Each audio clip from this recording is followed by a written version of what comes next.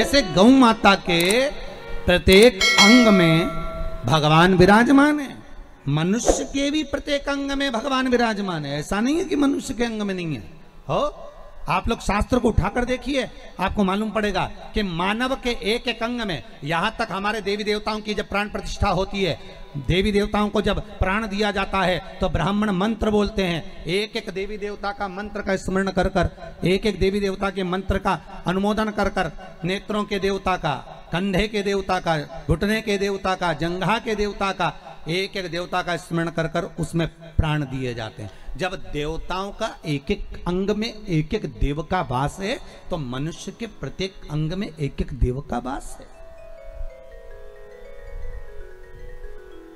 हमें करना क्या है? जो अंग हमारा गड़बड़ हो जाए, लीवर गड़बड़ हो गया, अगर किडनी गड़बड़ हो गई, तो पहले उस देवता को निकालो कि इस लीवर और किडनी में देवता कौन सा बसा हुआ। किसी ब्राह्मण से पूछो कि बताओ कि इस किडनी में, इस लीवर में देवता कौन सा है, और उस देवता का स्मरण कर कर शंकर से जोड़कर उसका अनुमोदन करना चालू करो। धीरे धीरे उसका जब भाग मिलना प्रारंभ हो जाएगा, अपने आप एक स्थान का एक एक देवता है, लीवर का, किडनी का, अर्थात कंधों का, इस टखने का, जंघा का, एड़ी का, पंजे का, कहुनी का, नेत्रों का, श्रवण शक्ति का, जिह्वा का, एक एक देव है। उस देव का स्मरण करना प्रारंभ करिए कि वो देव कौन सा है।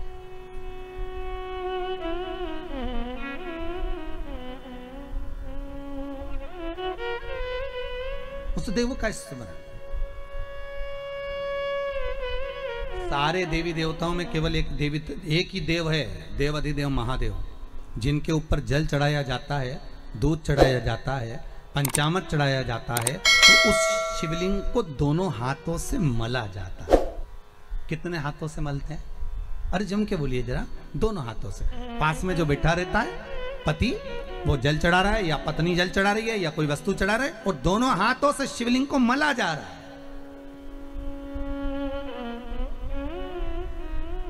लिंग पुराण कहती है कि शंकर भगवान के शिवलिंग पर कोई वस्तु चढ़ाकर उसको मली क्यों जा रही है, उसका स्मरण, उसका घर्षण क्यों किया जा रहा है। तो लिंग पुराण कहती है कि शंकर पर जो पदार्थ हमने चढ़ाया है, जो वस्तु चढ़ाई है, जो दूध चढ़ाया, जो दही चढ़ाया, जो पंचामृत चढ़ाया, उसका जब हम घर्षण करते हैं, शंकर का शिवलिंग में संपूर्ण शिव जी का श्री विग्रह विराजमान होता है।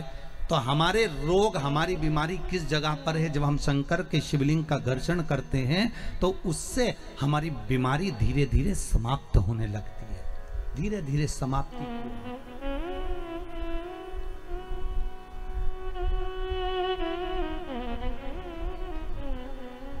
की हो रही है।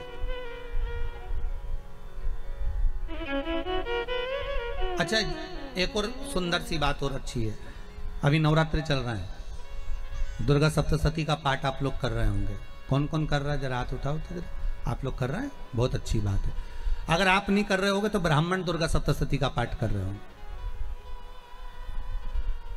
उस दुर्गा सप्तशती के पाठ में एक एक जगह पर, एक एक स्थान पर देवी का स्थान बताया है। आप लोग अगर सुने होंगे, पढ़े होंगे, तो उसमें बताया गया है, हे मैया मेरे इस अंग की रक्षा करो, हे भवानी मेरे इस अंग की रक्षा करो, हे माँ मेरे इस अंग की रक्षा करो, हे भवानी मेरे इस अंग की रक्षा करिए, हे माँ आप मेरे नैनों की रक्षा करिए, हे माँ आप मेरी श्रवण शक्ति की रक्षा करिए, हे माँ आप मेरी जिह्वा की रक्षा करिए, हे माँ आप मेरी जंघा की रक्षा करिए। आया कि नहीं आया? जब दुर्गा सप्तशती में एक एक स्थान का महत्व आया है कि इस जगह पर ये देवी का स्मरण करेंगे तो माँ मेरी कल्याण करेगी, माता मेरा उद्धार करेगी। बस उसी भाव में, उसी स्थान पे शंकर के शिवलिंग में भगवान शिव का संपूर्ण विग्रह, संपूर्ण। और जब शंकर का संपूर्ण विग्रह है तो हम बाबा से अनुमोदन क्यों ना करें?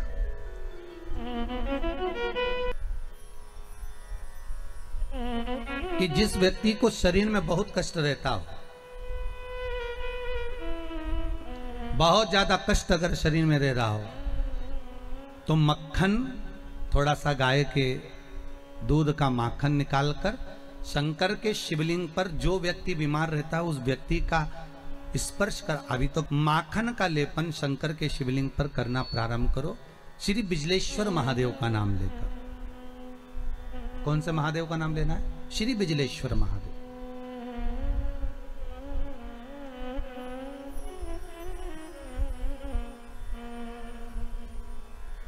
पूरी दुनिया में बिजलेश्वर महादेव एक ही जगह पर विराजमान है, हिमाचल में,